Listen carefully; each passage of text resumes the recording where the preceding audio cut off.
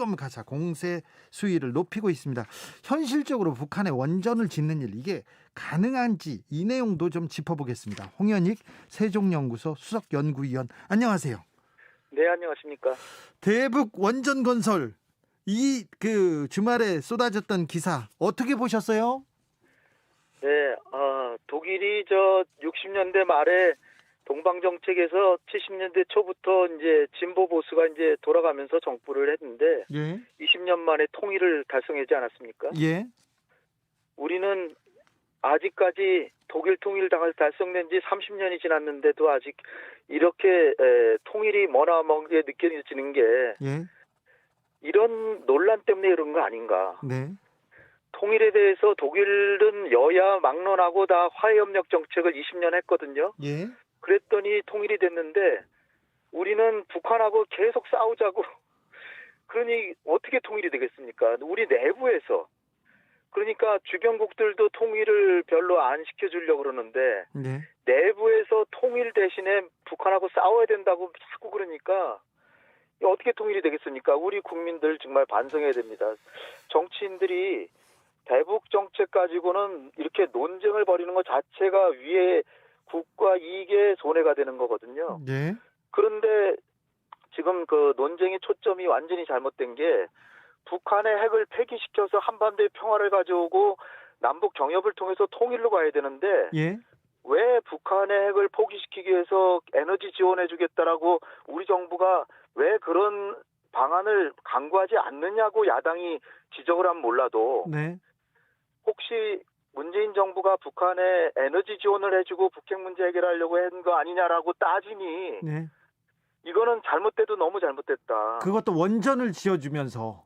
그러니까 그 원전이란 거는 예. 1994년에 북미 간의 합의에 따라서 김영삼 정부, 지금의 그 보수 야당의 전신이었던 당의 그 대표로 대통령 되신 분 아닙니까? 보수. 예. 예.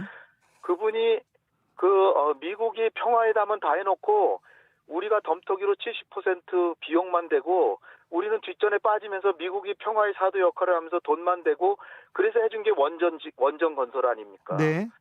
그래서 원전을 건설하면서 북한의 핵을 포기시키려고 했는데 그것이 잘 안 돼서 지금은 완전히 핵을 가져버렸는데 그러면은 지금이라도 원전이든 다른 에너지 방안, 에너지 지원 방안을 해주고 북한의 핵을 포기시키는 방안을 정부가 강구해야 마땅한 것이 정부의 역할이죠. 예. 근데 그런 방안을 혹시나 연구하지 않았냐 해가지고 그거를 문제 삼는다고 하면은 너무나 핀트가 잘못되어 있는 거죠. 제가 볼 때는 한반도 평화를 바라지 않는 건지 저는 좀 의심스럽습니다. 네, 정치권에서요. 일부 정치권에서. 네, 일부 정치권. 네.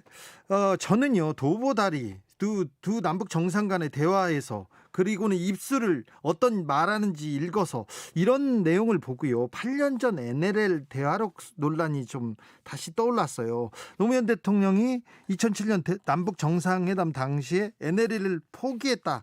포기 발언을 했다는 주장으로 큰 문제가 됐었는데 어떻게 보십니까?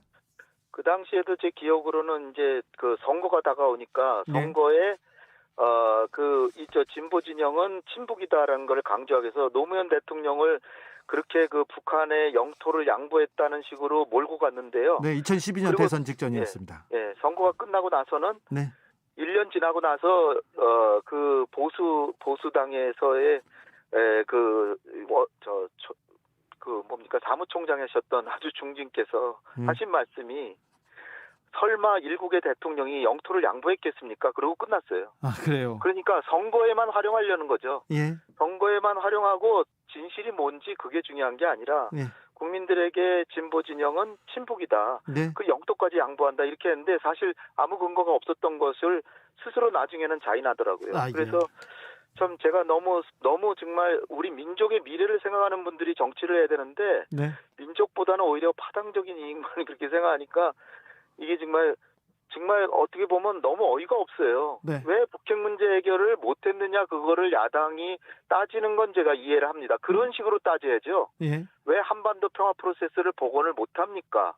이거는 뭐 비판할 수 있어요. 예. 그런데 한반도 평화 프로세스를 복원하기 위한 하나의 방안으로 북한의 에너지 지원을 하려고 청와대나 그 산자부에서 이렇게 했다 그러면 오히려 칭찬을 해줘야 되는데 예.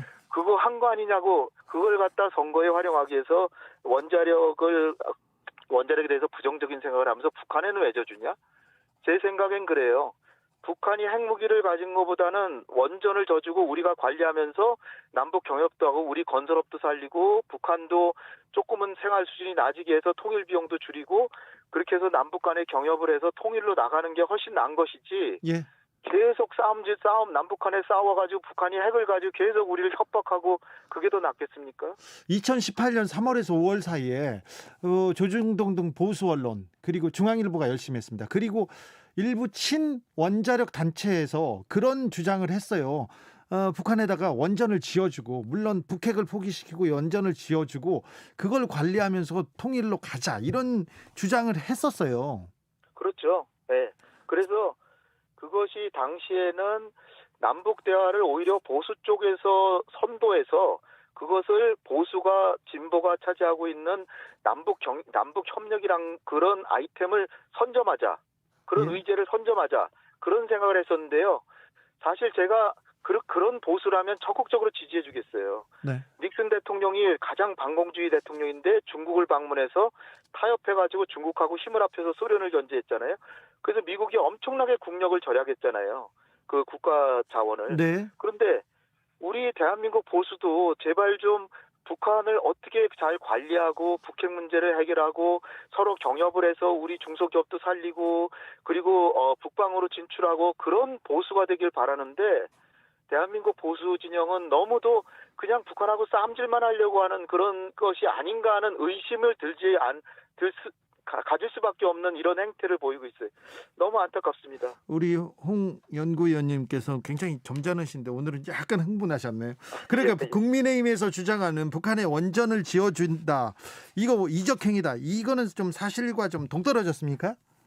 만약에 북핵 문제가 전혀 해결되지 않으면서 그냥 선물로 져준다 그러면 그건 안 되죠. 네.